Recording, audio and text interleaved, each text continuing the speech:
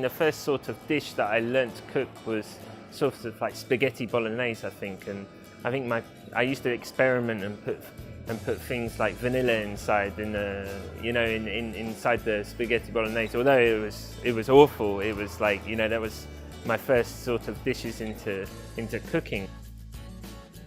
Hi, I'm Steve Allen. I'm the executive chef at Pollen here at Gardens by the Bay. I'm from a very small town in Sussex, and basically my mum used to have like a hair salon out the back of the house. So it was in the middle of the country, so some old ladies would come, and then my grandma used to make this like lemon drizzle cake. So I started making this lemon drizzle cake. So that is the first sort of thing I remember making and trying to perfect it and make it better. I've been going around Singapore and seeing what's going on, and realistically I try to do what I know best and what I do.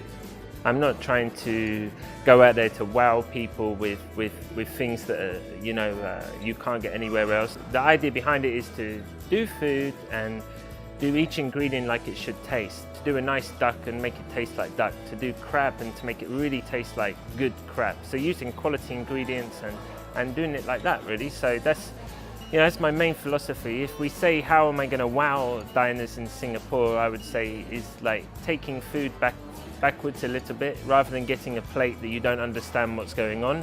Getting a plate of food that you understand the ingredients, and then it tastes better than what you can imagine. So for me, if I cook a duck, I want that duck to taste like the best duck you've had. Malaysia and Singapore is very similar. People obsess over food, especially that local food, and I've become sort of addicted to it. That I have this same obsession trying to hunt down the best food. I love bak kut teh. I find it a really intricate dish, although when you see them prepare it, they're putting the clay pot on top and they're boiling the hell out of it, and it's really like, it doesn't look very intricate. How do they get to that taste profile afterwards? And something so simple, how can they make it taste so great? I tried to replicate a Western version, and you can't hit it. I mean, I find there's so many intricate spices that go into it, and yeah, I love it. I'm in love with it. Yeah, and there's a real good culture with food we don't have in England. So people really embrace their local culture of food. They really embrace what they have from a childhood, and they still embrace it now.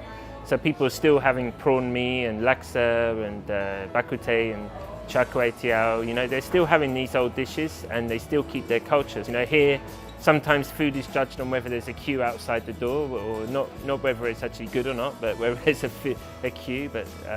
And people will travel miles and miles to find the best food, which I think is an amazing culture. I love garlic, and I find that you can use it in so many different forms. And something, we can all say like foie gras is my favourite ingredient to work with, or this turbot is the most amazing, but actually it's like sometimes it's what goes into the surrounding dish. So I tend to use a lot of garlic in my food. I love it because there's so many different uses. You can bake it, boil it, pickle it, and so I would say garlic, yeah.